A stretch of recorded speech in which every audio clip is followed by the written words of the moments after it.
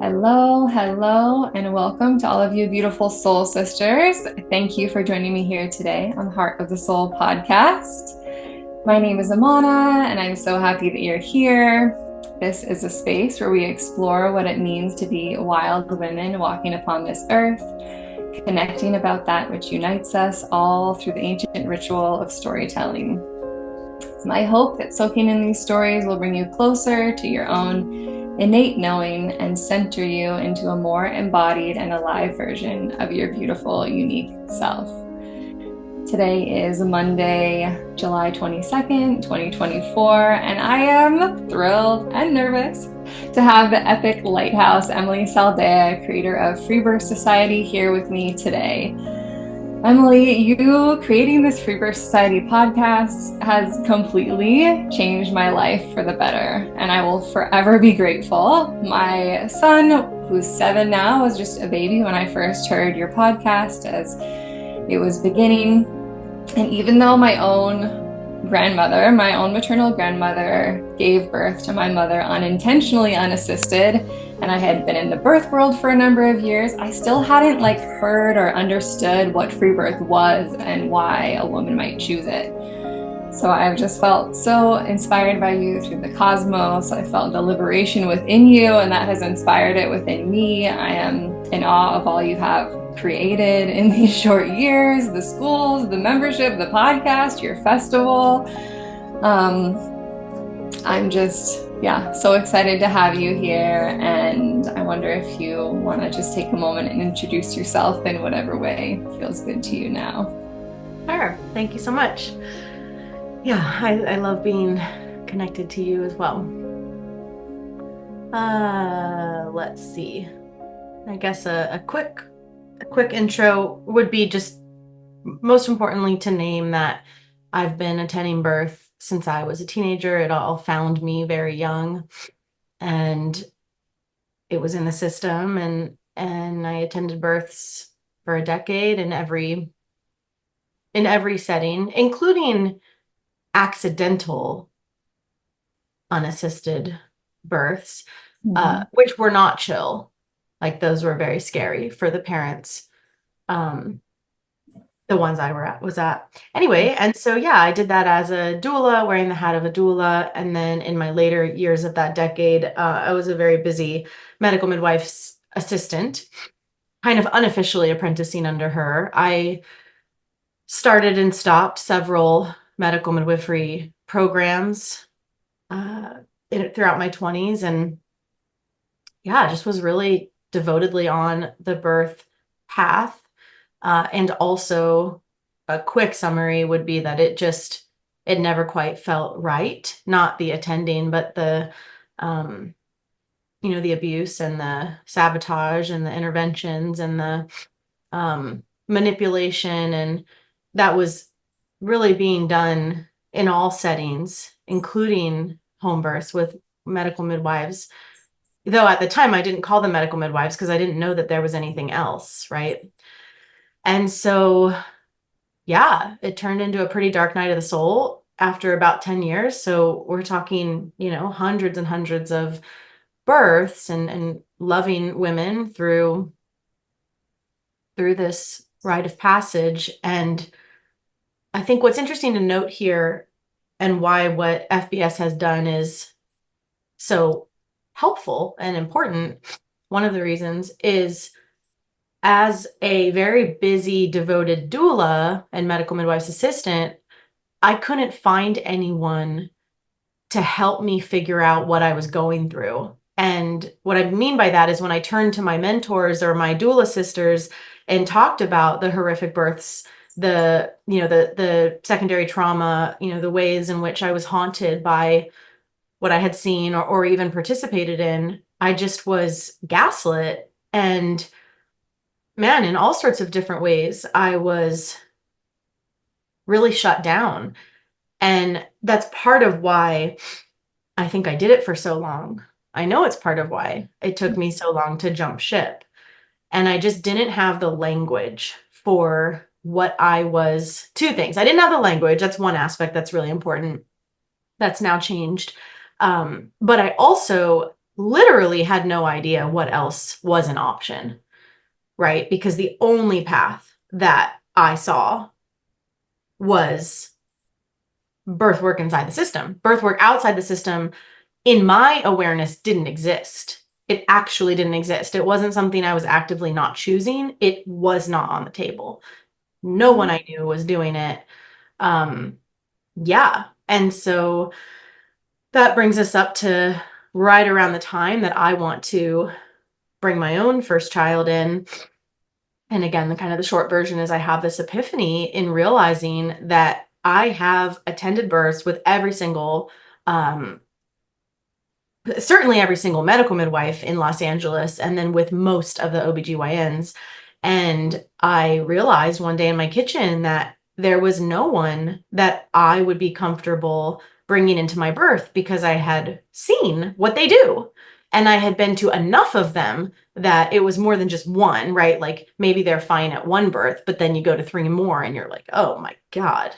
So anyway, that essentially turns into me realizing I'm like going very fast through this because it's like a multi-year process of deep self-investigation and all of that. But essentially what I realize is that it's actually totally unethical that I am attending birth with providers that I would be too afraid or smart to attend with, right? Because I know what they do. Mm-hmm. A lot of this is me like working out, my hero persona, my savior persona, which the doula, archetype is like groomed, deeply, embedded into, and very inspired by my own, upcoming pregnancy at some point, being like, I got to figure this shit out. And my birth work and who I am as a person and who I will be as a mom is all in the same cauldron, like I can't, it's not something you like do over here and then you live over here. Like birth work, just isn't really like that, at least for me. And so, yeah, this brings us up to this huge point in my life, just a couple years before I turned 30, where it kind of just so happens that now families had called me and asked me to attend home births without medical providers before. Mm-hmm. Like, you get those calls throughout the years, and I had always declined and even fear-mongered them and like played the script. I like did the thing that I was taught to do as a doula. But this time a mom called and she was uncommittal about a provider. She was in the end of her pregnancy, but she was like, yeah, my insurance like says I should go to this hospital. I haven't hired anyone. I've like seen someone a couple times. So it was all kind of uncommittal or non-committal. So I go interview with her and yeah, I'm talking to her and I'm just in a different state of consciousness because I'm having my own internal realizations that it actually like isn't cool for me to be doing this. But how am I going to make money? And how am I going to support myself? And my rent in LA is $3,000 a month, and I run a nonprofit of doulas, and like, what am I doing? And I go to this interview, and I love them, of course, and I just say like, wow, it really seems like you don't want a midwife or a doctor. And she was like, I really don't. And she was like, but I would like you. And yeah, it just was like that perfect timing, and it all just was so obvious, and it was just like, oh, I'm in the flow. Like this is what being in the flow of my life and my evolution feels like. And it was not heady at all. And I just heard myself say, yeah, of course. Of course. Mm-hmm. And it was like for the first time, it was a real, of course.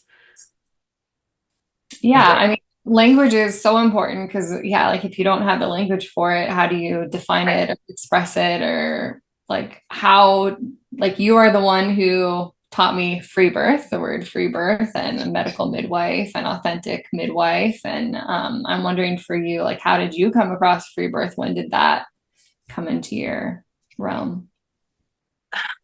I mean, I would have to assume the word free birth comes into my consciousness from indie birth, from Marin Green, Mm, because Janine Pavardi Baker is who coined it. She's who's famous for coining that phrase, but I didn't really know much about her at all at that time. I go on to learn about her later, but Yeah, so well, I guess to bring us to that point, so I attend her.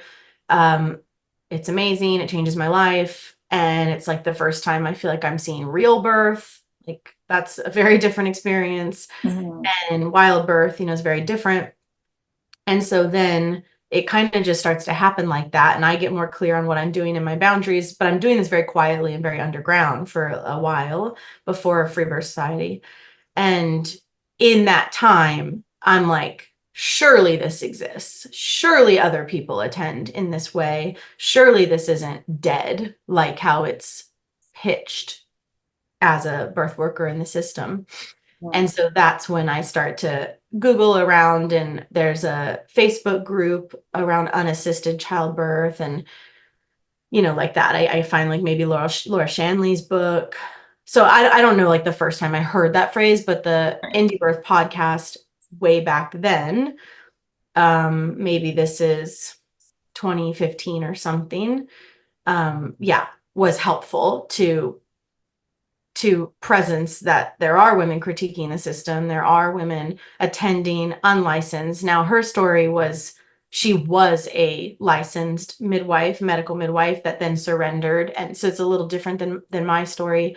But all of that brings us to she has Yolanda on her podcast one day. And that was also a day that like will always stand in my life as a life-changing memory, because I heard her on Maren Green's podcast and I was like, that woman is gonna be my best friend. She was just this kind of angelic, brilliant, overly articulate, just astonishing woman. And yeah, I like found her on Facebook, and she lived in this tiny town in Canada, and I harassed her for a while, and she's very polite and kept, being very polite and not interested. And I was like, no, no, no, like you don't understand. Like you're going to be my best friend. Spoiler alert, that's what winds up happening. But so she is really who I have to credit. Yeah. Once she and I establish a relationship, she already had the language and the critical thought, unpacked to really lay stuff down for me. Like she's who got me uncaptured from trans ideology. She just already had all of these pieces thoroughly thought out, like a big sister should. Hmm. Yeah, it's so amazing. And yes, hearing other women hearing you talk about the trans ideology, the surrogacy things, like those also really shifted and helped me to, yeah, articulate things and to just come to a different awareness about those. So, yes, thank you for that as well. Yeah, I mean, I had only ever heard one story. Hmm. And then all of a sudden there was all of this other stuff to think about that actually made way more sense and was much more in congruence with my values and my lived experience. Yeah, it's just like why sisters sharing information and taking the time is so valuable, because if you're only fed one narrative, you're probably going to fall for it if you don't have anything else to think about. Right. Like if you don't know what your other options are or ways of thinking, then how might you choose that? Yeah. And the trans ideology one is an interesting one, but also free birth, that in the one narrative we're all pitched to critique, not free birth, to critique birth with a medical provider, or to critique radical inclusion, of people who think they're something that they're not, all of that is considered dangerous and hateful, and it's so not allowed. Hmm. Which of course then, should raise a red flag for anyone who identifies as a critical thinker, which I was still learning how to be. Hmm. That took me a while and a lot of practice, but that should be a red flag. Like if the one narrative doesn't allow for disagreement, Hmm. rah, rah, rah, alarm bells. Yes, yes. So then you are nearing conception, and then you actually conceive your daughter the day that you launch the podcast. Am I remembering that correctly? Yeah, the Yeah. first episode, Episode. it just so happened. I mean, I think I had planned them to be within the same season, but um, yeah, it just kind of happened that way that the first episode went out, I think on May 9th, which was, I'm pretty sure, pretty positive was the day that we conceived my daughter. And yeah, so I had been interviewing prior to that and Right. like figuring out what the heck to do. Um, And society. So I'm curious, I've been wanting to ask you this, like why society, free birth society? What does that mean to you and why did you choose it? I think it was just like this kind of idea of like imagine a world where birth was free, unhindered, wild, like that. Mhm. And then also imagine a society based around free birth, or if that was the central normalized practice. I mean, there's not some like epic thought behind it. It just kind of seemed like a cute, simple way Yeah. of identifying the space of the podcast. Hmm. Um, I didn't expect it to get turned into like, people are always calling me a cult leader and like saying FBS is a cult. And anytime I kind of in my own head go to defend it, I always wind up laughing. And I'm like, I did name it Freebirth Society. Like that does sound kind of culty. I didn't mean it that way. Yeah. So yeah, I think just the idea of like, what if we were a society that this was just kind of a normal aspect. It was a little bit of a play on words. Hmm. Like let's free birth in society, like a declaration. Yeah, I like that. And the first birth that you witnessed was in Maui, is that right? Oh, the very, very, very first Very, one. very first birth you witnessed. Yeah, that was the birth of my little sister, Yes. she being the baby, and it was on the Big Island. And then that's where you returned to birth your daughter? No, then I Or birthed on that was in Maui. Maui? Yeah, Okay. where my father lives and my little brother lives there.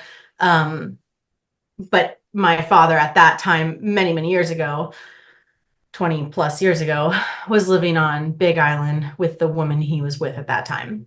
Okay. Yeah. Yeah. I just thought that was sort of sweet the way you were there for that was where you first witnessed birth and then you returned to. Yeah. Yeah, the story goes, I don't totally remember this, but this does sound like something I would do. When my parents separated, my dad at some point in that left Florida and settled in Hawaii, mostly on Maui. But I have cousins that live on Big Island. Anyway, we have some roots over there. And so the story goes that the first time I went to Maui to visit my father, I'm in 7th grade and I get off the plane and I'm just in the airport. Like it's not even anything special. I'm just literally in the airport and I looked around and I looked at him and said, I think I'll have my first child here. Like I've literally always known You for as knew. long as I've thought about having a child since that era. Um, like my imaginary friends as a kid were my future kids, but I didn't when I was super young, but I didn't think about birthing them at that point. But once I started actually thinking about that part, it was just always Maui, always, like without a doubt, always. I don't exactly even know why, other than if you've been there, it's pretty obvious, you Yeah. know? Yes. I love that you did that. So what is the difference between being a midwife and doing midwifery? Like you talk about like the sovereign midwife is more of a spirit guide, walking a woman home to their source of their own power, you wrote in an email recently. Well, I think you can do the work of midwifery before you have fully embodied the archetype, right? So, like someone new to birth, Mhm. I mean, it doesn't have to really be chronological. I think lots of women are doing the work of midwifery for a long time and haven't totally embodied it. So it's not just to imply that it's someone like a novice. Yeah, but I think point being, I think you can do the work. Like you go to Mhm. your first, 50 births. I'm just making up that number. You go to your first handful of births or whatever, and Mhm. you are doing the work of midwifery. You're attending, you're doing the work. But I think there's something to grow into before you're really like, I am a midwife. Hmm. And it's kind of hard to articulate because it is kind of a spiritual thing. I'll speak for myself that I did the work of midwifery, and really only in the last couple of years have I felt truly congruent saying that. Before I felt more comfortable with words like birth keeper or, I mean, I've tried out all sorts of things. And I've even purposely avoided using the word midwife, not just for legal reasons, but it just didn't feel quite right. I didn't feel like I'd really earned it yet. It just didn't feel totally true yet. And then Hmm. at some point in the last 4 years, it just has started to feel really true. And Hmm. that's partially me kind of reckoning with the legalities of it and the culture around the word. And then it's also where I'm at in my own attending. Anyway, Yeah, so we could touch very on that for people who might not know the legalities of the word and how it's been. well, it depends on where you are. Right. So, I think anyone listening to this can find in their own consciousness that when they think the word midwife, it is assumed that that is a person who's gone through medical midwifery training, who's going to bring things like oxygen and Pitocin, if you know anything about midwifery. There's a sense of like, I'm safe because they're there. Well, why? Because they took a medical program, because they, whether this is totally um, something they actually know, there's a sense that when you say midwife today, if you meet someone at a baby shower and they're like, I'm a midwife, you're picturing both this archetype of knitting in the corner, and you're also picturing a medical provider, right? Because it's pitched and it has been for a long time, at least, these last two, maybe three generations, that really two generations, is that midwifery today, which is medical midwifery, but it's not called that in the mainstream, but that is the best of both worlds. It's a total lie, and you can't, as Yolanda always says, serve two masters. But we can go down that road if you want. But to get back to your original question, um, well, the real original one was around how can you do the work without yet being, which we kind of covered that. Um, I think it is a role and a vocation and a calling that everyone steps into in their own way and at their own pace. I don't think there's some, what's the word? Like, what's the word? Like oligarchy? Like I don't think there's some Yeah. um I don't think I'm the authority on midwifery. I don't think there is one authoritative, voice on this. But when we talk about sovereign midwifery, which is a term that Yo and I have very purposely popularized over the last couple of years, we're talking about kind of our own code, our own creed, like our own prayer and what we aim to do.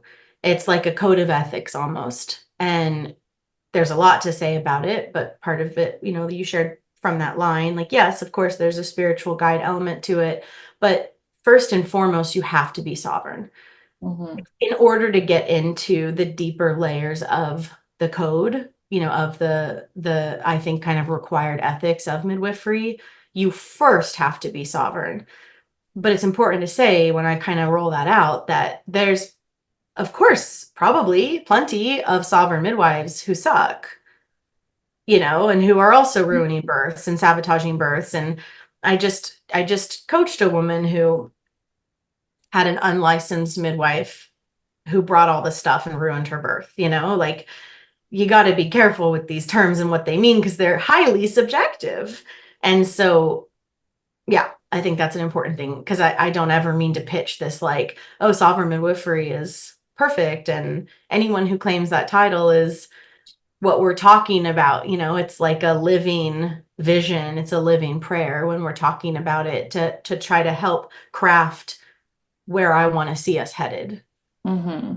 Yeah, I mean, I can really relate to just that it happening over a period of time and isn't, each person's path isn't the same, that we all have a little bit different paths to that journey of being like an authentic midwife or a spiritual midwife. Um, and that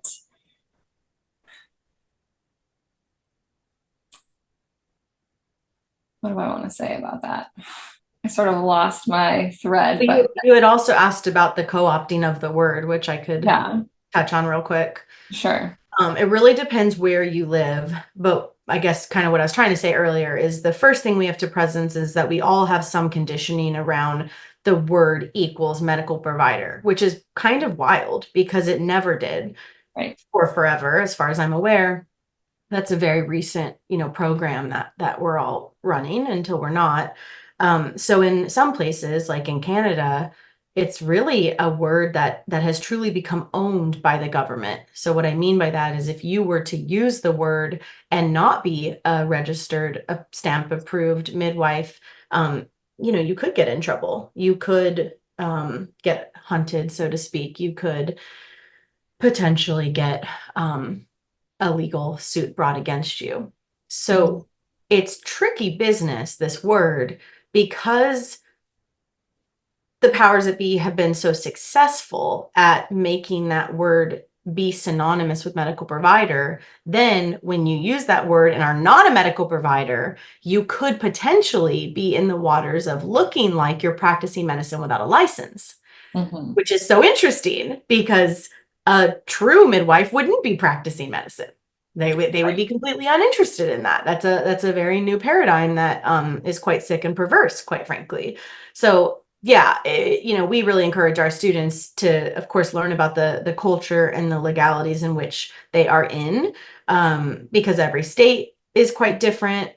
Some of our states call it illegal, where there's just actually no legislation on it, whereas others, I think it's like New Hampshire and actually Texas as well, have very relaxed, very kind of open-ended relationships to it. And then there's other places, yeah, where it would probably be unwise to go around publicly touting this word. So, you know, I think anyone walking kind of a counter to mainstream path needs to be smart, needs to have their wits about them, needs to kind of know what the temperature is and where they are at all times, kind of on every level. That's Mhm. just wise. Yes, yes, I know. Yeah, it's so interesting the way the world operates right now. Um, you described in your pregnancy with Suni that you had like a near drowning experience.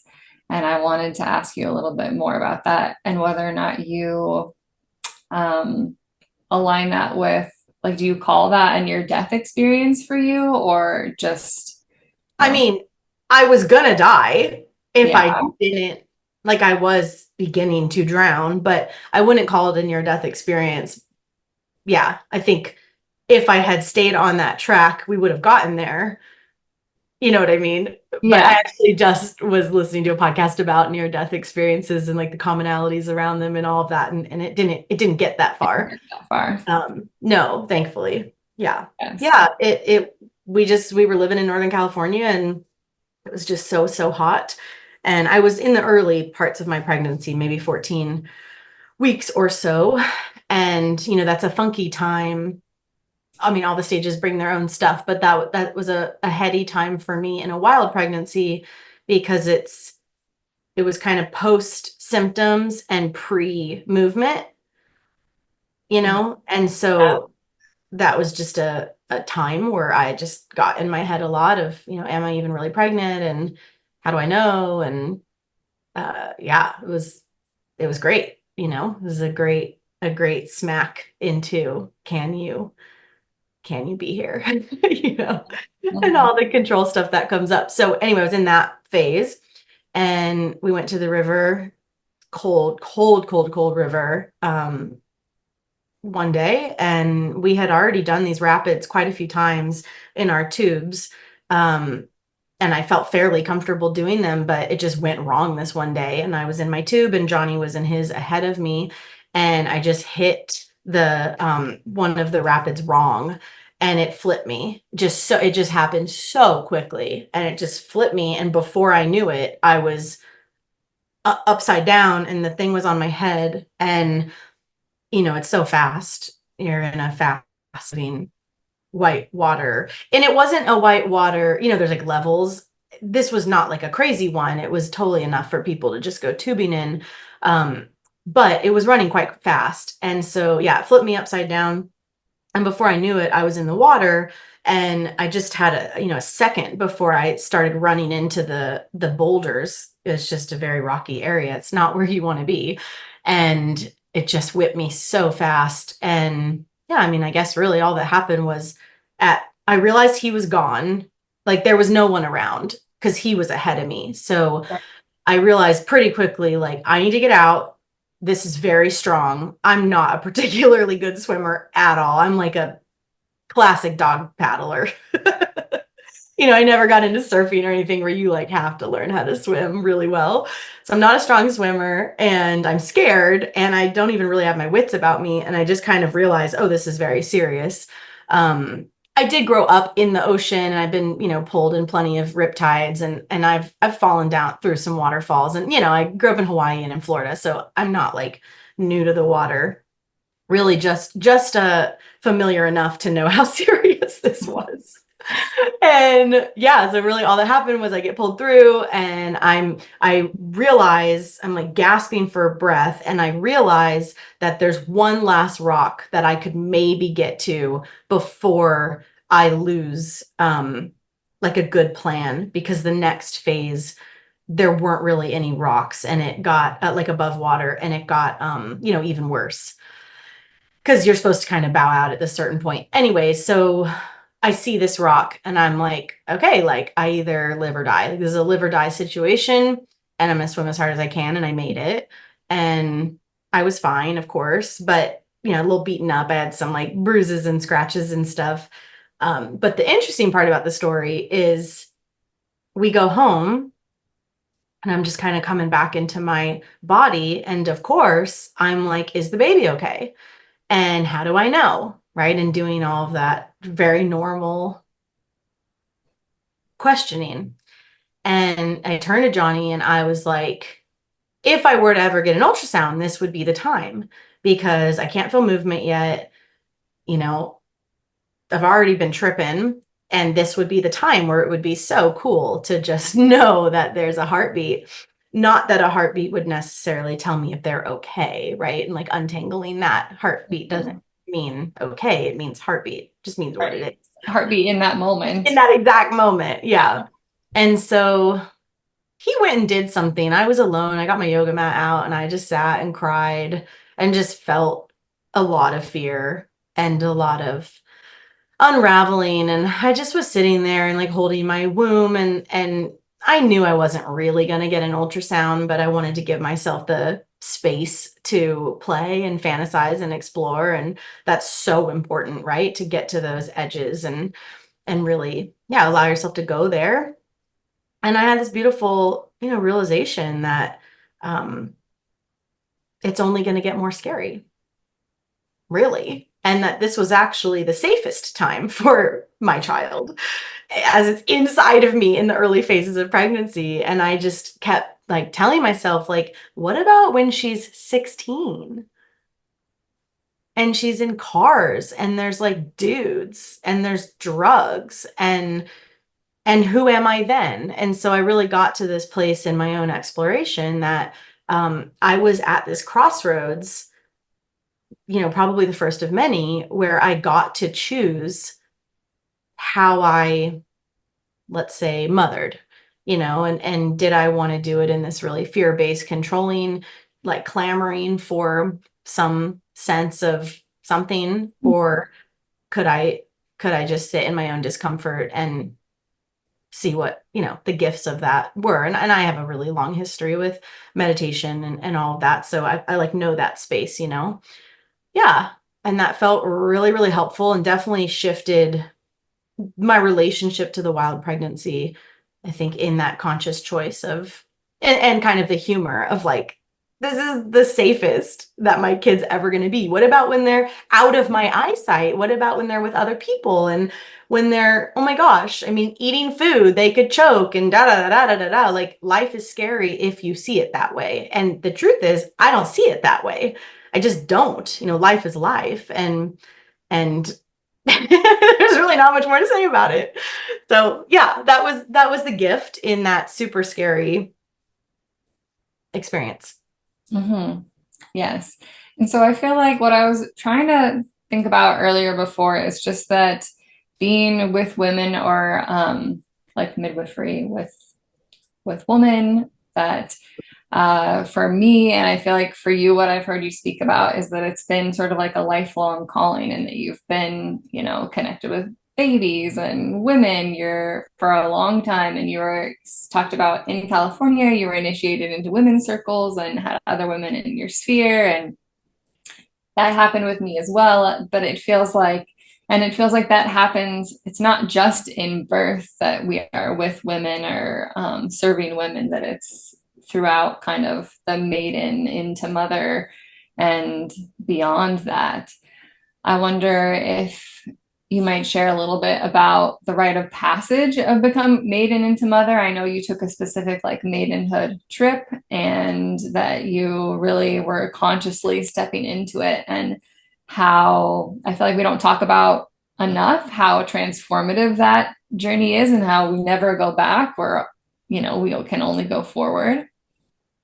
Well, one thing I'm really proud of myself for and grateful that my life played out this way, slash, I had a pretty heavy hand in choosing it to be this way, is I really chose motherhood and waited for readiness.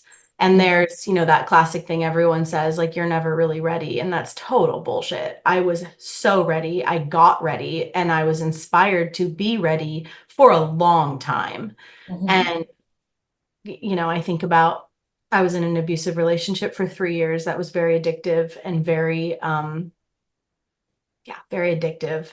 And really it was my future child that got me out of that. It was the idea of my future child. It wasn't actually her. She wasn't alive yet.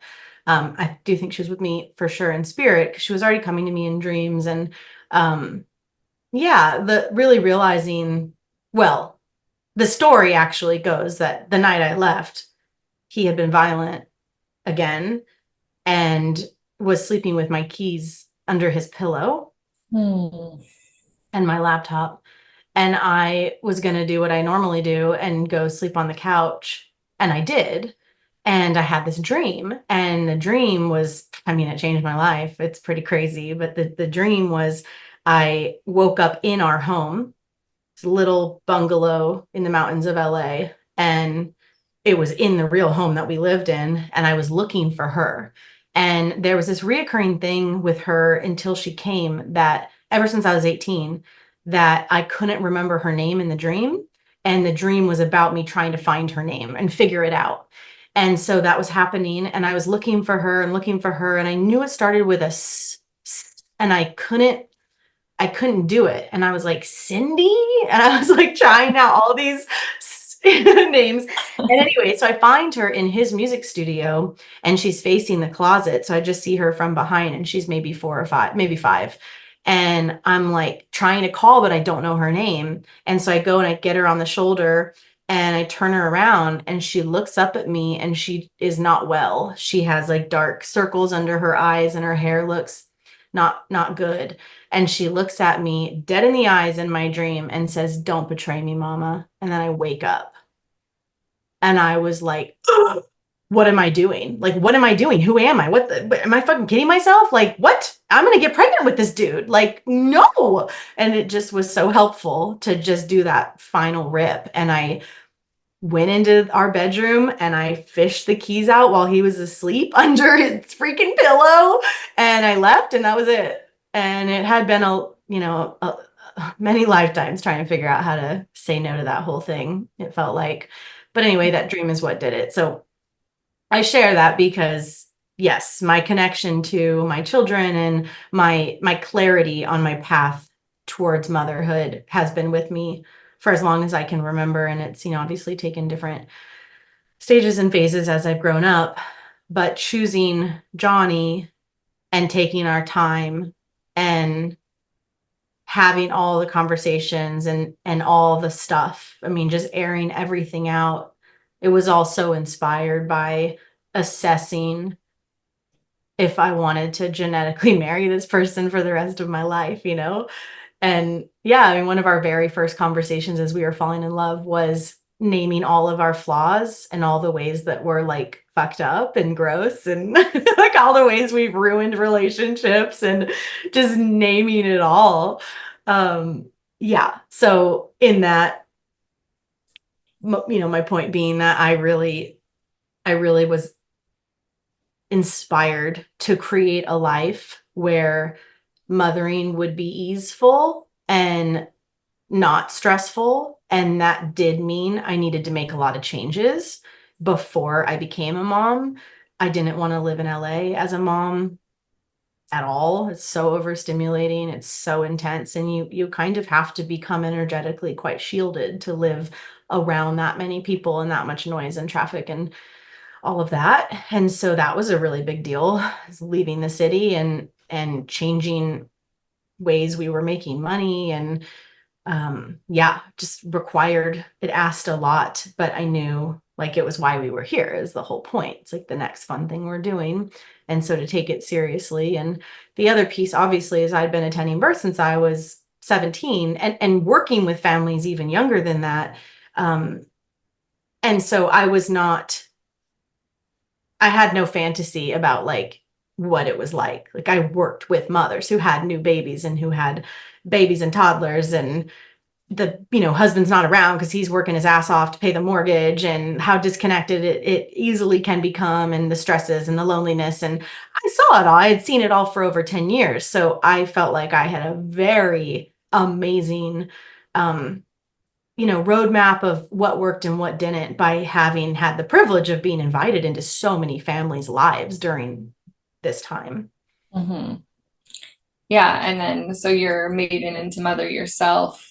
You had what you call like an intact postpartum that completely up leveled you, or Yeah, so once I got clear that I was ready, slash our relationship was ready, which yeah, so then that took another year for us to make the changes that seemed right, like leave LA and da da da da. And then I wanted to go on this maiden trip back to India, where I had spent a lot of time when I was younger, and yeah, just kind of celebrate the end of an era in this really fun way with my girlfriends. And we went to Indonesia and um, just had so much fun. And yeah, really just like fucked off, because I knew it didn't really go like that. And that was all just so great. And then coming back and starting FBS as a podcast first, um, which was also very intentional. I thought it would be so fun to track my pregnancy with these stories and to have that be kind of my focal point of my pregnancy and just be inundated with these epic stories of women birthing in power. And I took my coaching online. And so that worked out really nicely because we were living in nature. And I spent a lot of that pregnancy alone, which is not my personality. I'm an extrovert and I don't seek out aloneness really at all. So that was kind of interesting to spend more time with the deer and the birds on my walks than with people, because my husband was working around the clock um, in the cannabis world up in Northern California. And so, yeah, then knowing that we were going to do Maui, and that I felt really, really guided to just make it as cool as could be and as supported as could be. And yeah, I mean, side note, it is wild to me that women spend a year and so much money on a wedding. Not that that's not important.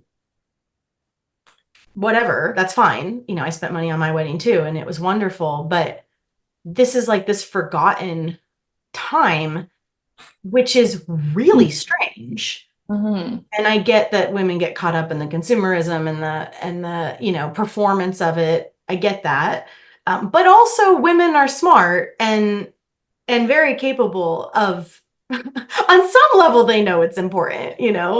So that's always interesting to me, because I just didn't struggle with any of that. It was my main, like, there is nothing more important. It literally sets the tone and the foundation for the rest of my life in every single way. So I took it really, really seriously. and had fun, of course, doing it. So yeah, I wanted to go to Hawaii. We needed a lot of money to pull that off in an easy way. Hawaii is insanely expensive. Mhm. Um, and so we saved a lot and figured out how to do that, and allocated the right money to the right stuff so that we could do it in a chill way. I didn't want to like go there and penny pinch and be stressed about money.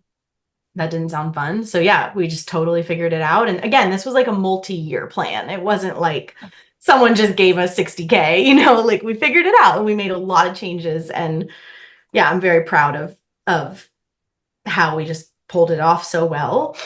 And then yeah, have her there and had postpartum there for a handful of months, and really designed that to the best of my ability with support and location and access to nature and the right weather. Just, yeah, all of it. Yeah.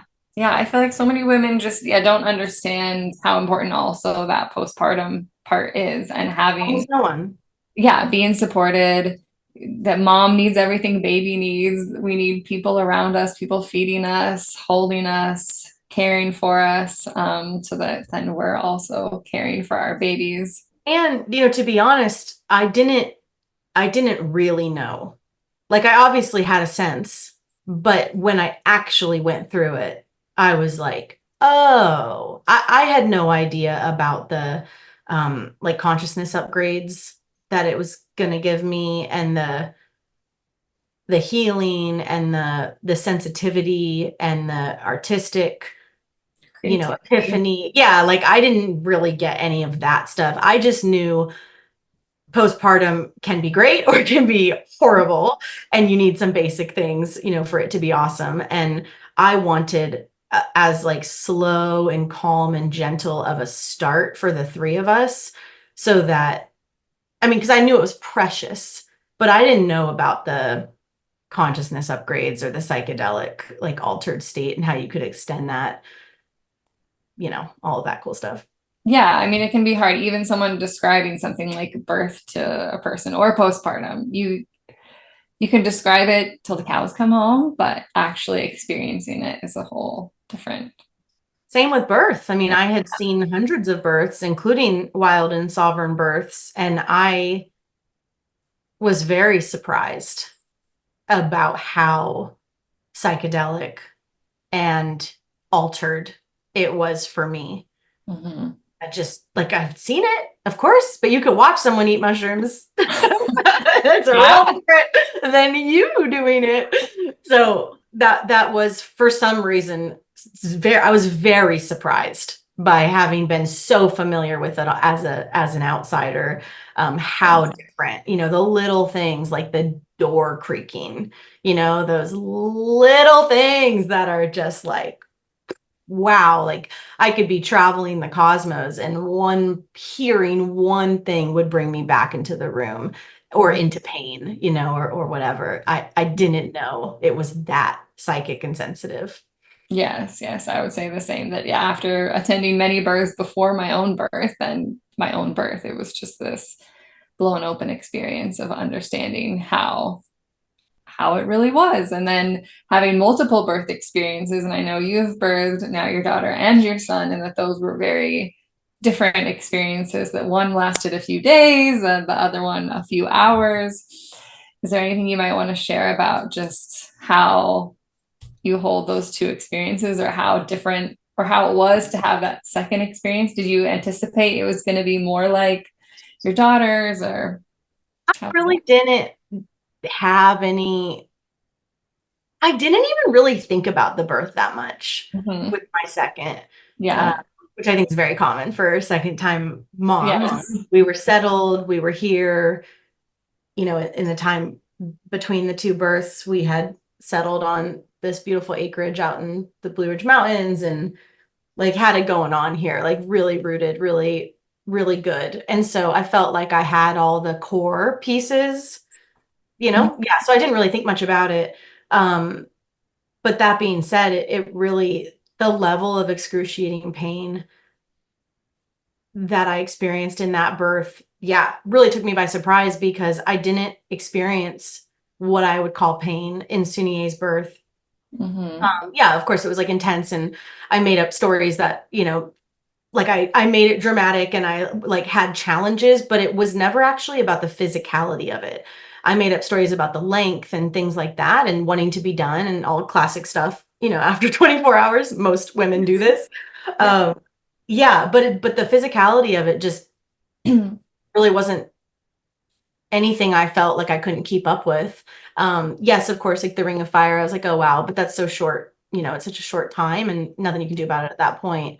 So anyway, that being said, after Sawyer's birth, yeah, I reached out to Yolanda pretty quickly and told her how rocked I was. And she was like, like long births get a bad rap, but like they're freaking awesome because you can Yeah.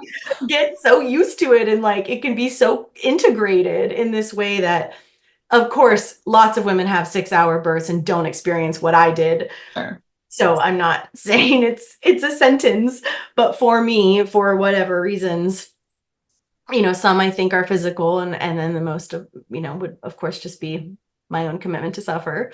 Yeah, no, but I've had women say before, like, oh, I wish you had a short labor, you're so lucky. And I had a similar experience to you where my first one was across 3 days, my first labor, and not, particularly painful. There was, and then my second labor, it was 6 hours. And yeah, well, the beginning, it started a little slow, but then it got really intense and was like, oh my gosh, like I'm trying to escape this, which I didn't want to be like not present. But yeah, the pain was a different level and was a totally different experience. And I was sort of wishing maybe it had been longer. So, Yeah, it was horrible.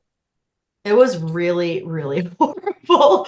It was really, really horrible. And just I got so thank God it was only 6 hours because I didn't like know how to deal with it. It was yeah, it was really it really rocked me. For days I could barely talk. I was just like, what the fuck just happened? And of course, there was a lot of magic in it, and there was a lot of really cool, cosmic stuff and some real, it is an altered state, and you do get to do something. I don't always have words for what happened, but there was some healing in real time that I could feel, like in the pain, and there was some, there were some insecurities, energetic, things like kind of like wounds that I could feel like healing, like closing up and kind of completing. So that was cool. And I did have a moment where I thought I'm healing in real time. Like I could tell on some level that that was occurring. Yeah, but the physicality of it blew my mind. And Yo's all about orgasmic birth now, and like people say they can choose stuff, and I'm like, that's so interesting. I wonder if my consciousness will ever get to do that. And yeah, I do wonder, like we were not having sex at the end, and I wonder how that I mean, we were fine. It wasn't like we were not fine or anything, but it right. wasn't like a very like juiced up pregnancy. Mm-hmm. In that way. It wasn't like a very sexual pregnancy. And I do wonder how that could support. It just seems like logical that that might support Mm-hmm. Yeah, some or of that self-pleasure openness. or Yeah. And then I had also had a pretty gnarly knee situation, and where I didn't walk for a year in 2021. And it got a lot better once I got pregnant, which was interesting. But yeah, I wonder about the physicality of it. I don't know. yeah, I mean, I'm curious about it too. I heard about orgasmic birth and I thought with my like next one after that, after my son, that my daughter, I would potentially, have an Have it orgasmic in the bag. birth. And I prepared for that and had a pleasure practice and was trying to envision that. But her labor was 4 hours and it was super intense and not orgasmic. So, I just feel like, okay, so I've done quite a bit of ayahuasca ceremony, and pretty much in the last couple of years, when you go to like state your intention, I would just be like, do whatever you want with me. Like, I'm good. I'm here for it. I trust you. let's go. And that has gotten me into some really fucking crazy places, but so good for me. And I just kind of feel that way with birth. Like, yeah, because I hear about these stories all the time of like, oh, I trained or I practiced or was calling in this and got this. And it's like, well, yeah. So I don't know. I don't have my head wrapped around, Yolanda's whole thing about like you can choose a door, and Yeah. there were no doors that I could find. Yes, yes. I mean, it's like this great mystery of birth that, like you say, and you said, I think Yolanda said that it's the same and unique. Each birth is exactly the same. Yeah, she And says every birth is exactly the same and completely different. I love yeah, that. But she also, so when I was telling her how rocked I was, this was my second, right? And for anyone who doesn't know her, she just had her 10th, and her ninth was kind of her first pleasurable birth. And so yeah, I texted her, oh my God, what the fuck just happened to me? Like, ah. And she was like, oh honey, you'll definitely figure it out by your ninth. I was like, yeah, exactly. Exactly. oh, 9, yes. Okay, so birth is so important. You and I both, the way we birth is like the way we live, the way we die. But why has this become your passion? What does it change about a woman when they have like an intact birth experience? And why is this so important for the world and for the babies? I feel like it's also, sorry, I flies Yeah, of course. my face. I feel like we also can forget about the baby's experience of being birthed and participating in their birth and how important that is for them as well. Yeah. Well, I mean, like all of our blood mysteries, I think, as you are ushered over the threshold of that rite of passage, it will shape you. It just does. It's a part of the spiritual design. And it's what society is and your community is showing you about how to be in that next phase.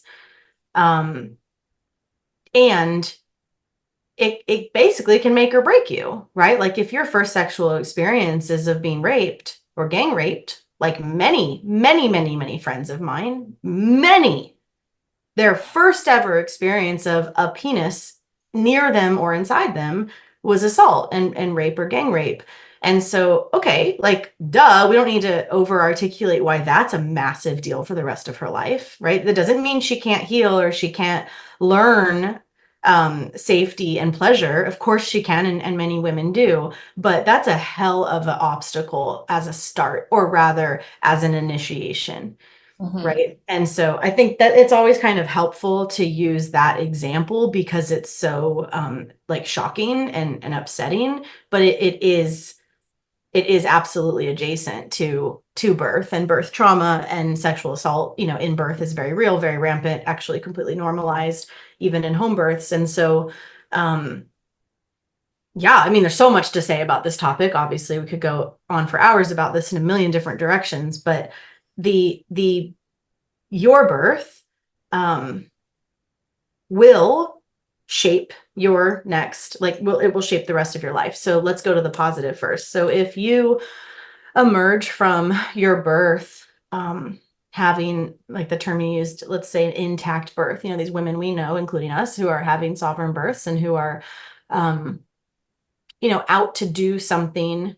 Now it's extra complicated in our culture today because it isn't socially acceptable. So it takes a lot of courage there's tremendous risk in standing away from your tribe or from your herd and doing something that is so shunned and so fear-mongered. So I think we first just have to name that piece because that scares a lot of women off. And I, I I intellectually get it. I don't get it because it's not the choice I would make or did make, but I understand that if you're not ready for that, um, yeah, it's just such a big deal on that level first and alone. Um, and so I feel like it's kind of, yeah, it's like extra epic and extra courageous, these brave women um, who choose it, but also I think it really speaks to how bad it is in the system that they would be willing to risk what they're risking, right? Mhm. I mean, I know many women, I've coached many women around the world who straight up, absolutely serious, will tell me, I will kill myself before I have another C-section.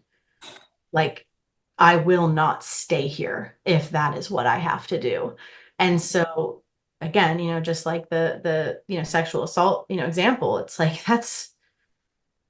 these women are doing it so that they survive, spiritually survive and literally survive, um, and willing to risk. So there's a wide spectrum of kind of severity or like drama, or why women are choosing it and how they're choosing it and what their support system is or isn't. Like, it's, there's just so many different walks of life, of course, who are choosing this for all sorts of different reasons. Maybe you could argue most of the reasons do kind of come down to like the same couple that have a lot of different flavors. Anyway, so what I see is that when women birth this way, when they seek to do it and then they do it, they have notable increased confidence.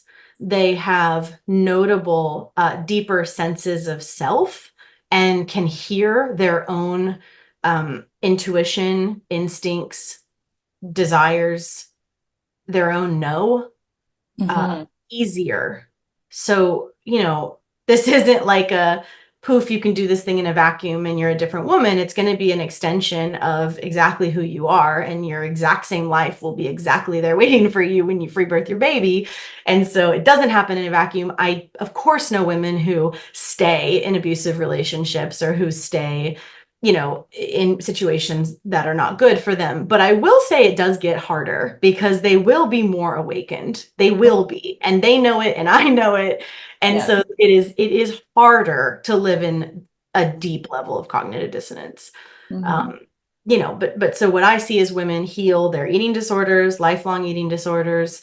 I see women really get willing to start a business or leave the shitty marriage. um, they're like inspired. There's this level of, if I can do this, what else can I do? And that's super exciting because I've interviewed so many women and coached so many women. I've seen such a wide variety of flavors of where she's going to take that question, like, what can I do? Like, I just interviewed this young woman who's a local mom here, who was actually my nanny when she was pregnant. So she got like Oh, hella inundated with this whole vibe. And then of course she free births, and she was like, my free birth made me realize there isn't anything I can't do. And if I desire it, and if I'm willing to have it, and if I'm like willing to arrange my life for it, I can do it. And so she stopped doing this kind of silly job and started her own clothing company, and it's like going really well, and it's just so cool. okay. Yeah, I feel like I've also seen women like the way that they mother maybe children they've previously had, or like this mother, their confidence and the way that they just have more, I don't know, like strength and ability to like have that firm no, like you're saying, about their child or with their child. Well, I think a way that you could frame it that Sister Morningstar taught me is, for the vast majority of us, we are born tame. We're born already captured. Like, we're born into the system, Mm. and we all know how it is. Like, your parents did the thing, and so you did the thing, and then maybe you started to question some of it as you got older and maybe step away from some of it, but we're pretty damn captured until we're not. And so this journey of becoming untamed is so exciting to me, and I see women do it in all different ways, and they're kind of moving their needle in at different paces. But free birth, choosing a wild birth, is a big way to move your needle. Yeah. Yeah. That's a big needle move for sure. And so what you then can do with that is, there's so much potential in that, because then it goes into postpartum, like we covered. Women's what's the word, tolerance for bullshit, I think, decreases. Mhm. Their yes girl, I think, is quicker to sit down. They access power. I mean, it's really that. It's Mm. they access their own power, their own capacity, and Yeah, and their level to like discern the bullshit, like their ability to discern what's bullshit and not, I think increases. And then they're far less likely to surrender their children, to authorities or pediatricians, or, put them in, indoctrination centers, or, Yeah. shoot them up with a ton of stuff. Like there is a ripple effect of self-authority, and actualizing a sovereign birth is to actualize self-authority. It's so cool. Yes. Okay. Well, as we come to a close, I would love to shout out your membership that I have been a part of for years and loved. Met at least, I know it's an online membership and you have so many beautiful offerings there, but I've also met at least 6 women in real life from the membership. So I love that it has created, in real life. Well, yeah, that's the point. I mean, Ah, if we only keep this stuff online, I think we're doing it wrong. yes. Yes. You know? Totally. Yeah. Let's do it for real. But yeah, I know you have so many offerings. You have the RBK school, the Match Your Birth, you have a book that you're working on, you have your podcast, one-on-one. So tell people where they can find you and some of the offerings that you have right now. Yeah, so everything is at freebirthsociety.com, and the Lighthouse is the membership that you're referring to. And we only open doors a couple times a year. So you just join the wait list, and then you'll get an email when we're going to open doors.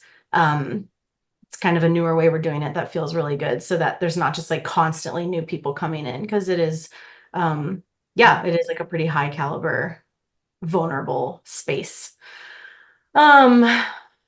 What else? Yeah, I offer coaching. I really focus on birth trauma debriefs. So women feeling pretty disoriented by what unravels in their births, and needing someone like me who, can kind of help them put the pieces together. That's not going to reframe their story or do all the weird gaslighting stuff that most people do. What else? We're enrolling for Match Your Birth Midwifery Institute. So RBK school is a 8-week program that's amazing and totally life-changing, but I would see it more as like an introduction program. And then MMI is a full year, very high touch program with me and Yolanda and a bunch of mentors and 5 additional teachers. And it's a midwifery school. It's all online. Yeah, so you get a class every week, 4 Fridays a week. 4 Fridays a month. So there's a lot in that program. Yeah, and it's amazing. And that launches in September. So I don't know when this will come out. But that'll be our first year running that. And it's really time, now that we have hundreds of graduates from RBK, there needs to be like an ongoing mentorship, container for the women who are actually doing this work. What else? I'm really excited about this worldwide survey study that I'm working on, and hopefully that'll be out to the public to start filling out by the end of the year.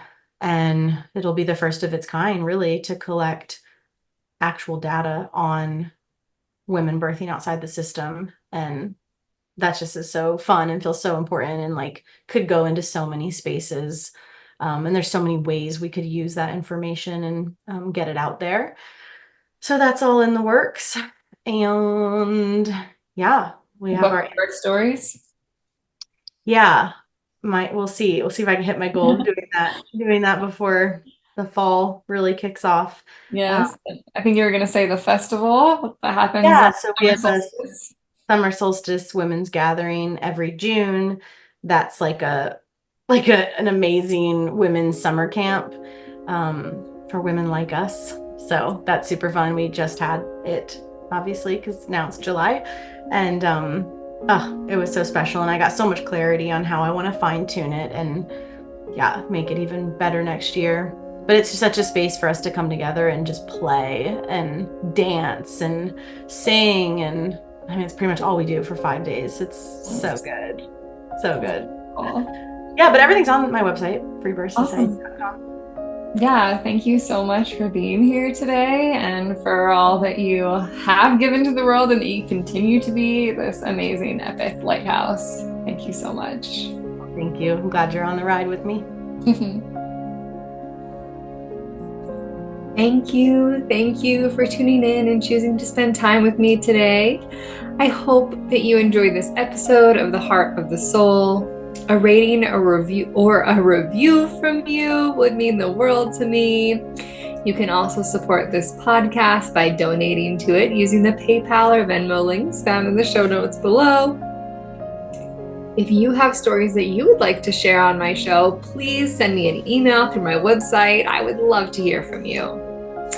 If you would like to work with me, I have one-on-one and group offerings both online and in person. I highly recommend joining Mother Circle if you are a woman who wants to become a mother or already are one at any stage from pregnancy into teenage and mothering adults. Find out more and sign up on my website, birthingnova.love. And if you're listening on Spotify, you can now send me a voice message through the link at the bottom of the show notes. Until next time, remember, be brave, be loved, be wild, be you, and be the change that you seek for yourself and for the generations to come. Sending you all so much love, love, love.